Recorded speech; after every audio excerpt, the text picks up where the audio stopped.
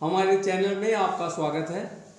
आज हमारे चैनल में मौजूद हैं S.A. बेताब साहब, जिनका अपना समाचार चैनल भी है और एक पेपर भी है आपका। तो आपका स्वागत है हमारे चैनल में।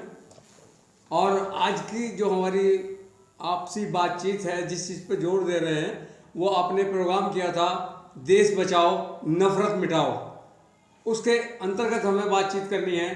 तो आपको क्या लगा इस प्रोग्राम में करने में? आपको क्या चीज़ महसूस हुई जो इस तरह का प्रोग्राम किया, और इसका क्या वो है जो सुझाव कि नफरत मिट जाए देश से? जेके साहब, सबसे पहले तो आपका बहुत बहुत स्वागत है। आपने मुझे यहाँ बुलाया, आपका बहुत बहुत धन्यवाद।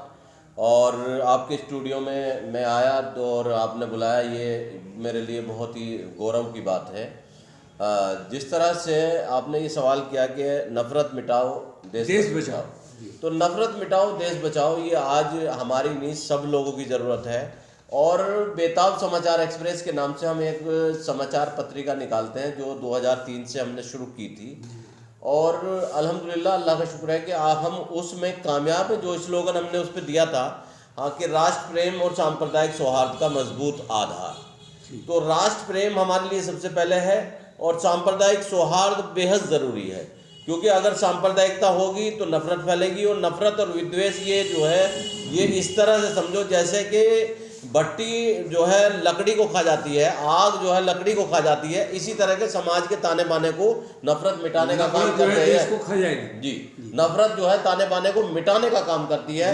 आपस में जो है नफरत, चाहे वो भाई की भाई से हो, परिवार की पड़ोसी से हो, परिवार में हो, पड़ोसी से हो, मोहल्ले में हो, और देश की देश से हो, और किसी कम्युनिटी की दूसरे कम्युनिटी से। आज हिंदू मुस्लिम नफरत का जो माहौल है, जो मॉब लिंचिंग हुई और दूसरी घटनाएं हुई, माइनॉरिटीज समाज के लोग या बहुसंख्यक समाज के लोग, उन्हें कहीं एक दूसरे से डरने की ज़रूरत नहीं है, बल्कि हम दोनों भाई हैं। जिस तरह एक बाजू है ये, ऐसी दूसरी बाजू है। इस तरह से हम एक दूसरे की ताकत बनने का काम करें, ना कि वो उसे डराने का काम करें, उसे धमकाने के। ये वोटों के जो सौदागर हैं, अपनी राजनीति को चमकाने के लिए, अपनी सत्ता पाने के लिए इस तरह का खेल ये राजनीतिक पार्टियां खेलती है। आम जनमानस में आज भी मोहब्बत है, कल भी थी और रहेगी। मतलब एक समानता नहीं है जी, समानता तो है ही नहीं, क्योंकि ये हमारी जो सरकारें हैं, इन्होंने समानता का जो अधिकार है वो अभी तक हमें मिला नहीं।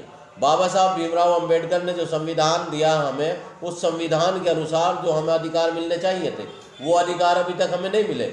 माइनॉरिटीज़ को अधिकार नहीं मिले, SC ST OBC को वो अधिकार नहीं मिले, क्योंकि जिस तरीके से आप ये देखिए, आज भी सरकारी नौकरियों में जो रिजर्वेशन है, वो रिजर्वेशन पूरी तरह से लागू नहीं हुआ।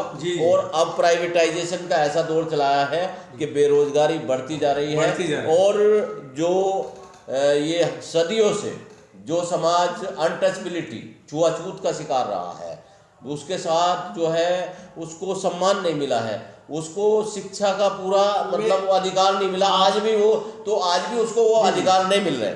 आपकी एक बात में और जोर देना चाहूँगा, जिस तरह से हमारी सरकार ने हर चीज़ पे GST लगाई है, यहाँ तक कि खाद्यान्न तक नहीं छोड़ा, उस सिलसिले में आप क्या कहना चाहेंगे? देखिए, जहाँ तक GST का सवाल है, तो जो अर्थशास्त्री हैं, मैंने टीवी डिबेट पे हम देखते रहते हैं, और जो अर्थशास्त्री आते हैं उनका ये कहना है कि जितनी महंगा हमारा जो पेट्रोल और गैस बेचा जा रहा है, हमारे देश के prime minister, ex prime minister जनाब मनमोहन सिंह जी ने इस अर्थशास्त्र को इतना बढ़िया तरीके से समझा था। 420-430 रुपये का गैस का सिलेंडर आम गृहिणियों तक पहुंचता था, आज वो 1100 रुपये का पहुंच रहा है। पेट्रोल इतना महंगा क्रूड ऑयल होने के बावजूद इंटरनेशनल लेवल पे, और वो 62-64 रुपये तक जो है पहुंच रहा था। मेरी बात तो पूरी होने दीजिए, मैं ये कहना चाह रहा हूँ, मैं बताना चाह रहा हूँ, ये चीज़ जो हुई है ये भी एक नफरत में शामिल हो रही है ना। मैं ये बता रहा हूँ, नफरत जो है वो नफरत, तो मैं बता रहा हूँ कि जब आदमी एक हताशा में होता है, निराशा में होता है, उसके पास रोजगार नहीं होगा, तो उसको, ये जो हमारा नौजवान है, उसे दिग्भ्रमित किया जा सकता है। जी, वो उसे दूसरी तरफ लाया जा सकता है। तो ये कुछ नेतागण, कुछ पार्टियां वो इस तरह का काम कर रही हैं जिससे समाज विघटन की ओर जाता है, और इससे समाज को या देश को लाभ नहीं होता। अगर हमें समाज को, देश को और इसे मजबूत करना है तो हमें 100% जो लोग हैं सभी के बारे में सोचना होगा और सभी के विकास की बात नहीं कहनी होगी, उनके विकास करना होगा। ये समाधान है नफरत मिटाने का। जी, बहुत बढ़िया मिटा।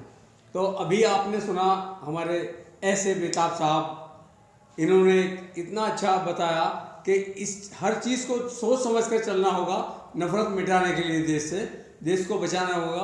देखते रहें हमारा टीवी चैनल, और हमारा मकसद सिर्फ खबरें ही दिखाना नहीं, हमारा मकसद है खबरों के माध्यम से हम आपको सच्चाई पहुंचाएं, सच्चाई दिखाएं। देखते रहें।